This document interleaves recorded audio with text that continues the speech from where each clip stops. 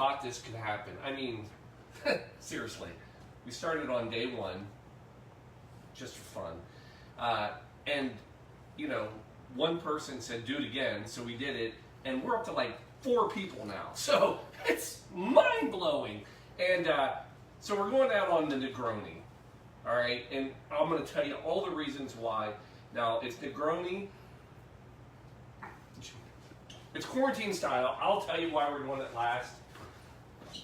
But let's get in here and let's do it. Blue Monkey Quarantiner. Black Cat. Less alcohol. TV. Here we go. Are you ready for this one? Oh man. All right. I've been saving this bad boy. And there's part of me that I didn't even want to do it. And this is my Achilles heel. This is, if there's a drink that can put me down, you're going to have it tonight. So I hope you're ready for it, folks. But let's go into the history. 1920, right? Yeah, we're going back to 1920. We're going to the Cassoni Bar. All right, we're in Florence, and a count.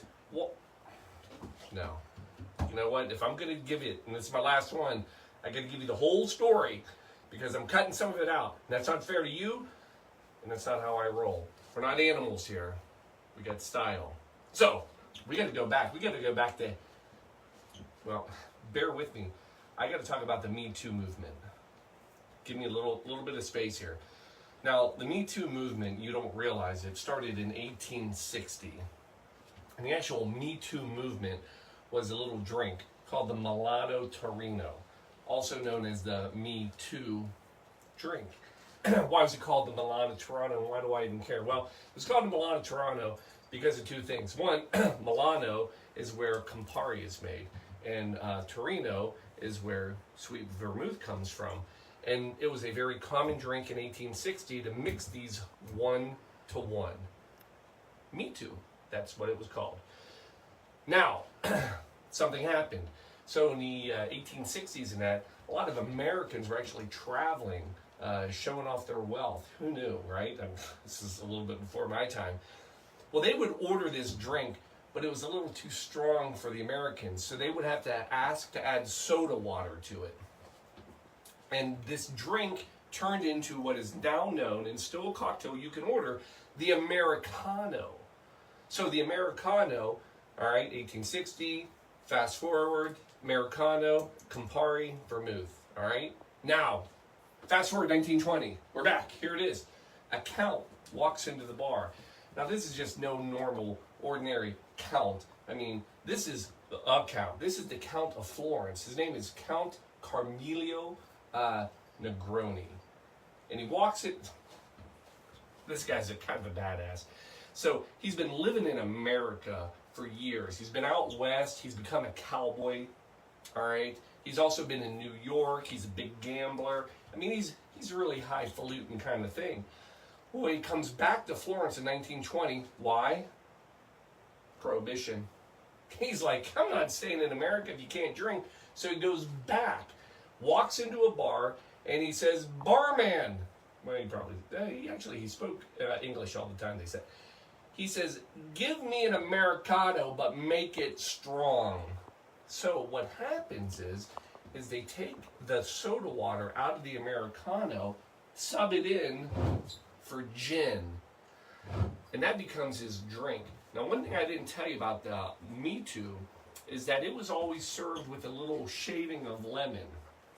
Now that is not anything important at all, other than I wanted to point it out because when you get Negroni, they use orange. So the bartender swaps out the soda, puts in the gin, and serves it to Count Negroni, and that becomes his drink. Well, people are fascinated by it, and the bartender, so he can tell the difference, he puts of orange in it, so he can tell the difference between that and the Americano and the Me Too.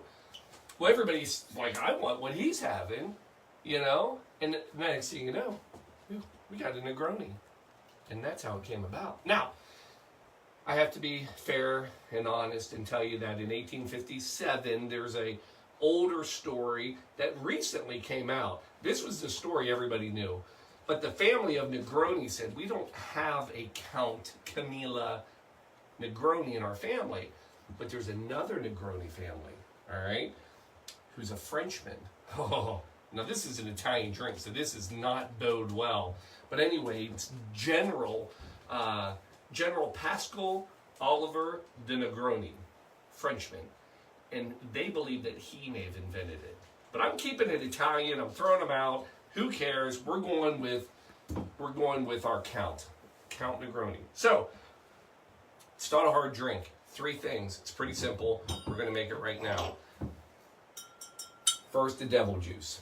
I called it the devil juice because it makes me do evil things. Shelby can vouch for this. This is not a story. True statement. And it's also red. Why is it red? A long time ago, to make it red, they used to put in ground up cucalias. Cucalias is a bug. And it was they would dry it and ground it out. Now they stopped doing that way back in 2006, so you're fine now. All right, equal parts. We're gonna go 1.5 ounces. Oh my God, this is 1.5 ounces of the devil juice. Coming in with your sweet vermouth, another 1.5 ounces.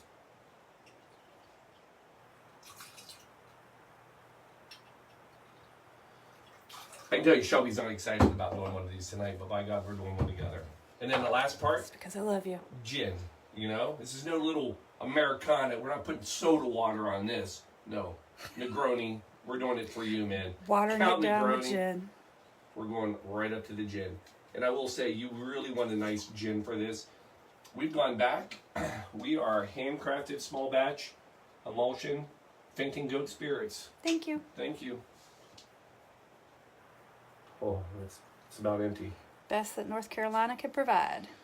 Now you notice I poured this over a little bit of ice. This is not a shaker. You pour it right over the ice. Now before you do anything else, you're going to come in. I think Count Negroni would be proud of me because I'm turning this up a notch. And we're going with emergency. Count emergency. The good stuff, all right? A little sprinkle of that right in there. 1,000 milligrams of vitamin C protection. Oh, I already feel healthier. And then on this one, all you're doing coming in, you're going to give it a nice little stir. Doesn't that just look like medicine? I mean, now let me tell you the rest of the story here, folks, as we get ready to do this. Oh, well, there is one last garnish on this. And we're going to let sit that and relax. Get a nice good peel of an orange.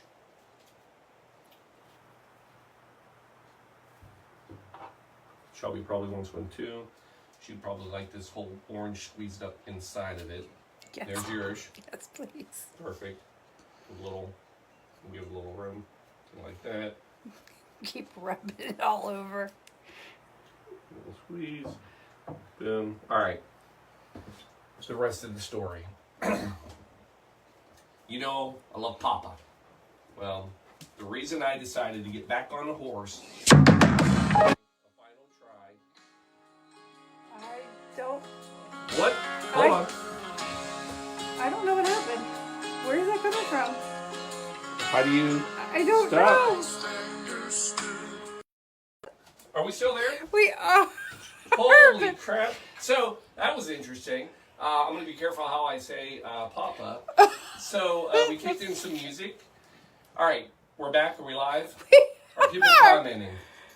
Oh my gosh. Shelby? Interesting music. I don't even know how that happened. Are people commenting? Are we back? Oh, yes, they are. All right, They caught the music. Here we are. So, I decided to go back to this drink because I found out that this is one of Ernest Hemingway's favorite drinks. As a matter of fact, he actually named one of it. He loved his animals, loved his pets, loved. Everybody knows he loves cats, which, by the way, he used to call his little purr factories. Look it up. But he also loved dogs, and he had a dog, and he named the dog Negroni. So that's how much he loved this drink. So I'm saying for Papa, I'm trying it. I'm doing it again. But here it gets better. Not only did he love this drink, and I feel like I've connected with Ernest in so many ways. Here's another great way I've connected with him. We're here because of this quarantine. Well, guess what? In 1918, do you know what Ernest Hemingway went through? Pandemic, Spanish flu. Matter of fact, I have a letter. Now, this was a letter, was written from Scott Fitzgerald. All right? Now, I'm not going to read the whole thing, but I'm going to read you part of it. So this was a letter that Scott Fitzgerald wrote to one of his beloved friends, Rosemary. And in the letter, he said this. He said, it seems as though the bulk, this is during the pandemic, right? So this is the 1918 pandemic, quarantine, same thing we're going through. He says, it seems to me the bulk of the city has retreated to their quarters, rightfully so. At this time, it seems very poignant to avoid all public spaces. Even the bars, as I told Hemingway, I mean, these guys ran around together. Even the bars, as I told Hemingway. But to that, Hemingway punched me in the stomach, to which I asked if he had washed his hands. He hadn't. He is much the denier, that one. Why he considers the virus to be just influenza. I'm curious of his sources. That letter, published, right? No, that's a false letter, by the way. But it's out there, and it's actually on the internet. You can find it. It's actually hilarious. It was written by a comedian recently in light of all this. But here's the funny. In all fiction, there is normally some truth. And there is truth to the story. Because let me tell you the real side of this. Hemingway actually did go through quarantine, but it was later. It was in 1926. It was after the Spanish flu. And what it was for whooping cough, and it was his son. So here's what happens. This is fantastic. He actually is quarantined. It's he and his first wife, Hadley, and their son, who has whooping cough, Jack, who they call Bumby. And they are quarantined in a little 2-bedroom apartment in the French Riviera. Yeah, life's tough. Here's the other part, though. Not only are the 3 of them quarantined there, the nanny is also quarantined there, as well as a woman named Pauline Pfeiffer. Who is she? His mistress. They are quarantined together for 3 weeks. Now, everybody knows this, including his wife, but that's what they're dealt with. It gets better. This whole thing about F. Scott Fitzgerald, well, they were vacationing with them at the French Riviera, a couple houses down. Well, every night, God bless them, they had social distancing figured out long before we did. Every night, the Fitzgeralds would come down, meander down. They would stand behind a white picket fence while the trio, this menage a trois of whateverness of the Hemingways, sat on their porch, and then they would basically drink together, and like we're doing right now. And then at the end of the night, the Fitzgeralds would take their empty bottle, put it on the fence post, and then they would go home and come back the next night. Now, at the end of this whole 3-week debacle, by the way, everybody survived. The only thing that didn't survive was Hemingway's marriage. They got divorced. He ends up marrying Pauline Pfeiffer, who worked for Vogue, and she was there doing a magazine article, whatever. My point of this story is this. We are all locked up together. Thank the Lord you're with the ones you loved, and that is all you're with, because it could be worse. And enjoy the moments, enjoy life. I'm going to leave you with one final thing, and that is, I've saved this shirt for last. This is one of mine. I'm going to leave you with final words of safety, caution, whatever. For God's sakes, CYA, cover your... Actually, what I always tell people is put a blanket on your burro. Burros get cold at night, they'll freeze to death. No, cover your ass, folks. And if that means covering it with a mask, whatever you got to do, protect you, protect the ones you've loved. Enjoy the drinks we've had. Let me try this You're thing. just trying to avoid drinking it at this point. I know. I'm gonna give it a taste. It's actually nice. I don't mind it.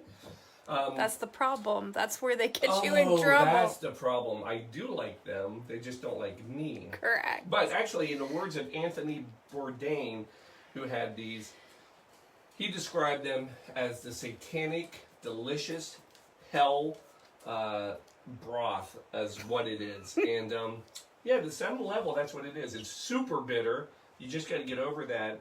But folks, enjoy it. Have fun.